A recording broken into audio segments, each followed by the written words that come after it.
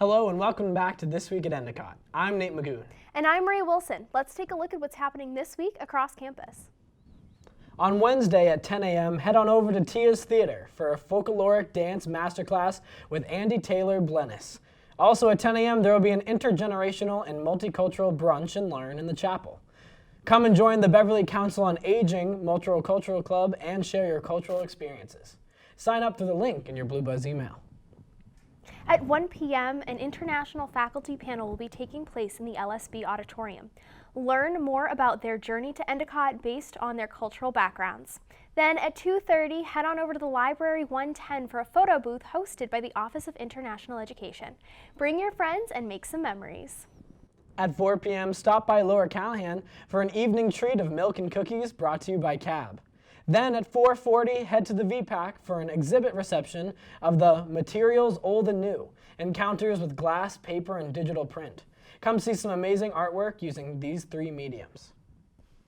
At 5 p.m., there will be cultural presentations held in Library Room 122. Tonight's topics will include Brazil and Taiwan.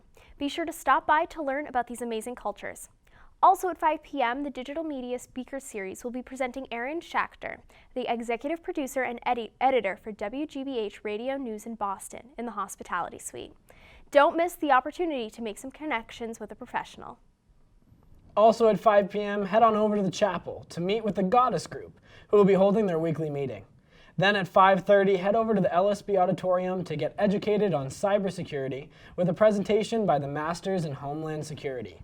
RSVP through the link in your Blue Buzz email. At 6 p.m., Women in Leadership will be heading on over to Worthy Girl on Cabot Street for a presentation from the Worthy Girls on how to dress your best for an internship or job while still keeping your personal sense of style. There will also be giveaways and shopping options at the end. On Thursday from 10 a.m. to 5 p.m., the Habitat for Humanity will be holding a restore session with 3-hour shifts available.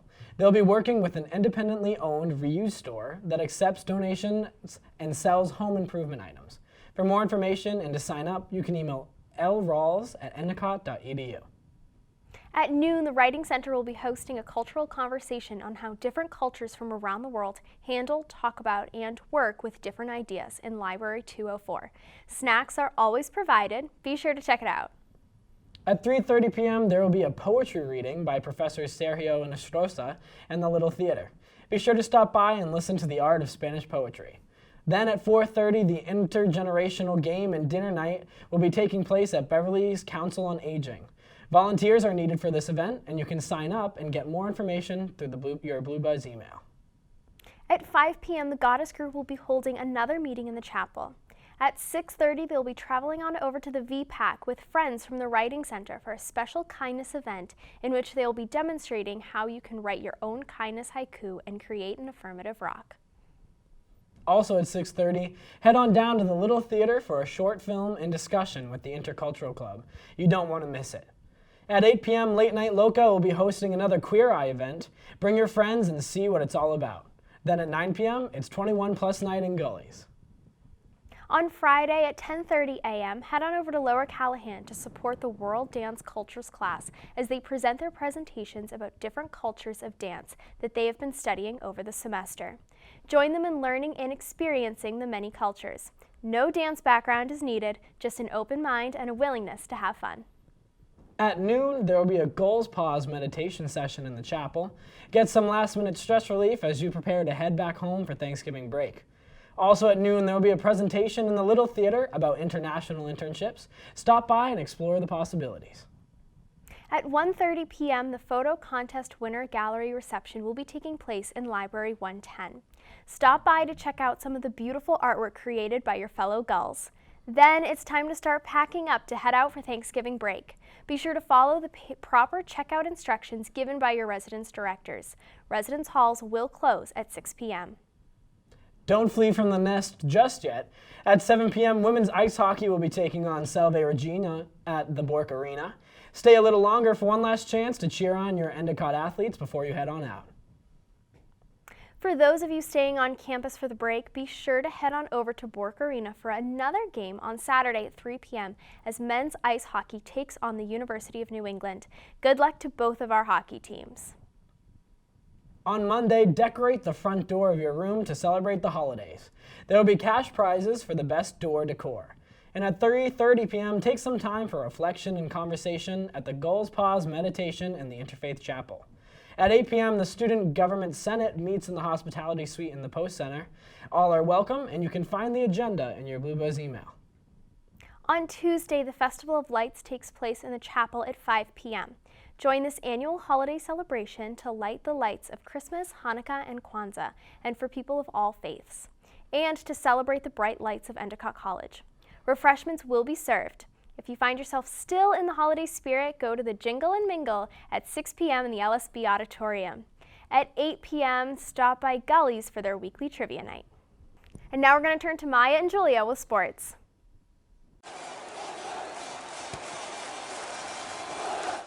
Greetings, Gulls, and welcome to the EC Sports Recap. I'm Julia Keegan. And I'm Maya Gerard. Let's take a look at how our teams performed this past week. Endicott men's basketball student athlete Jalen Echeverra was named Commonwealth Coast Conference Rookie of the Week. Echeverra averaged 14.7 points in the 2-1 week for the Gulls. Meanwhile, the Endicott women's basketball team lost to number 5 nationally ranked Bowdoin College 79-60 on November 16th in the non-conference action at McDonald Gymnasium. The Endicott equestrian team placed third overall at the Babson Show on November 17th. Highlighting the Gulls' efforts on the day were Kathleen Bolduck and Sydney Putnam, as both riders qualified for regionals in third place and first place, respectively.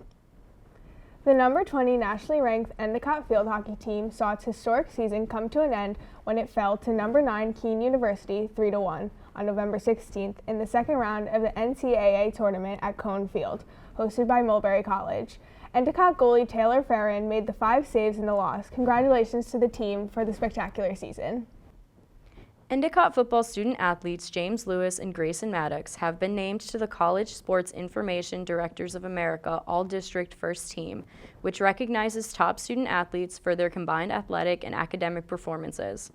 Endicott senior kicker Nick DiCarno has earned Commonwealth Coast Football Special Teams Player of the Week accolades.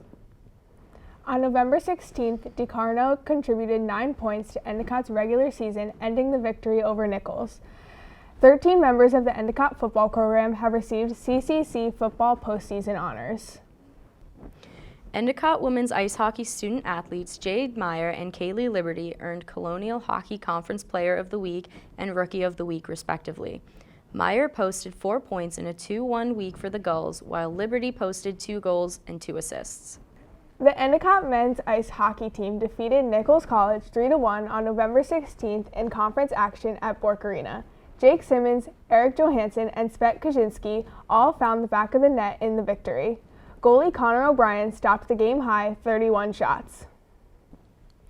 Adding to an already impressive collection of all-region honors for the Endicott women's volleyball program, Mackenzie Kennedy, Zoe Gifford, and Colleen McAvoy received New England Women's Volleyball Association all-region nods. Kennedy was named to the NEWVA All-New England First Team, while Gifford was named to the second team, and McAvoy received honorable mention honors. The 3 accolades come one day after Endicott saw 5 student athletes earn AVCA D3 All-Region recognition. The team fell to Bowdoin College 3-0 on November 15th in the first round of NCAA tournament, hosted by Tufts University at Cowson's Gym. We thank the team for their amazing season. That's all we have for this week, Gulls. Get out there and continue to support your teams. Let's gobble on over and get agricultured with our friend Amy. Hello, and welcome back to Get Agricultured. I'm Amy Couture, and this week we're going to talk about the first Thanksgiving. The first Thanksgiving didn't happen on the 4th Thursday of November. Instead, it took place over 3 days, sometime between late September and mid-November in 1621. It was considered a celebration of the harvest. For the English, this was the celebration for not only to celebrate the harvest, but also just for surviving the first year in the New World. Most of the women died during a sickness during the winter, so the attendance to this Thanksgiving was mostly men, Native American guests, who outnumbered them. For what they were eating, there is no definite answer to whether or not they ate wild turkey. The only eyewitness we have for this event is Edward Winslow, who documented the day. He wrote that the Native Americans killed 5 deer for the feast. Besides the venison, the group probably ate fish, shellfish, fruits, and vegetables that the colonists grew in their own home gardens. For example, cabbage, carrots, cucumbers, leeks, lettuce, garlic, and cranberries. No one knows if the colonists repeated this celebration in the passing years. The harvest celebration in 1621 didn't emerge again until a writer named Alexander Young discovered Winslow's letter. And then on October 3, 1863, President Abraham Lincoln proclaimed the 4th Thursday of November as a traditional Thanksgiving holiday. That's all I got for you this week on Get Agriculture. Have a happy break, and I'll see you next time with another tasty episode. There are Gulls who train for performance off the field. Let's take a look at a couple of those who have chosen to pursue a career in athletic training. My name is Brent Lipton. I am a class of 2020. I'm a senior, and I'm an athletic training student. I'm from outside of Chicago, Rockford, Illinois. My family has a strong science background, so both my parents are biology and chemistry teachers, so science kind of runs in the genes, and I've always played sports throughout my life, so it kind of combines both of those into a good blend. So I'm Seth Travels. I'm an athletic training major, and I'm graduating in 2020. Where are you from originally? Longmeadow, Massachusetts.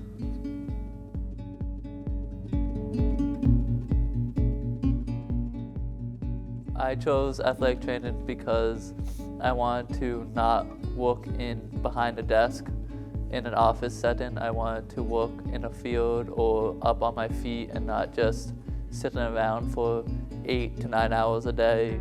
When did you first know that this was the major for you? It was like sophomore year when we've got a little bit more experience and actually start to work like 75 hours a semester with Endicott teams. There was an incident where a field hockey girl got hit in the face, and I didn't really want to go away from what happened. I want to see and treat her on the scene and not just shy away and feel gross from that.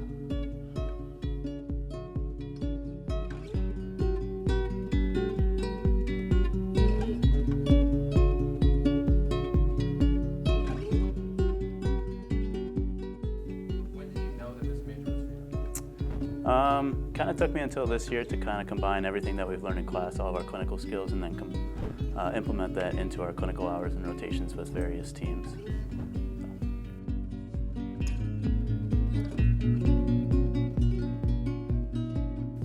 How do you think your role impacts Endicott as a whole?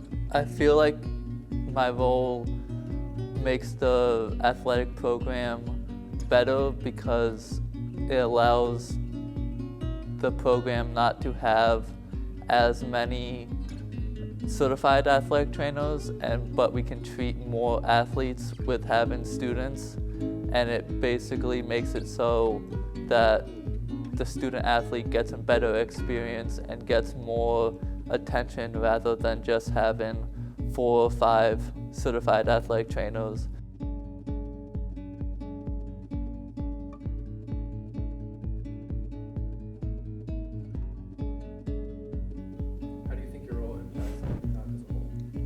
Since Endicott's primarily student athletes here, we work with a large number of them every day. So getting to see their faces, helping them with injuries, and getting them back to full health is our primary job. So it's good to see our role bringing them from out of play back to playing every day.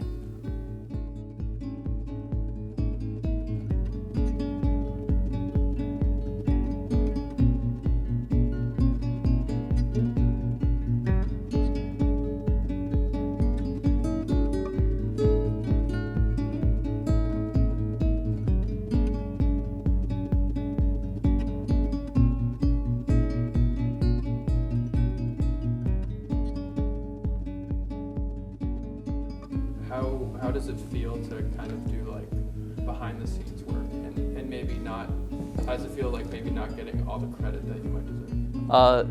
It's definitely difficult sometimes, but your feeling of you see somebody that you know has been out for a week or two and they haven't been feeling the best, but then you get them back to playing, and in our case of football, they score a touchdown or make a huge play on defense, and like that gets my gratitude because I know that they might not thank us, but I know that I did my best to get them back for the team. So just team accomplishments and seeing somebody perform their best when they were at their worst or maybe not their worst a couple of weeks ago, a couple of days ago, then that's where my pride comes in.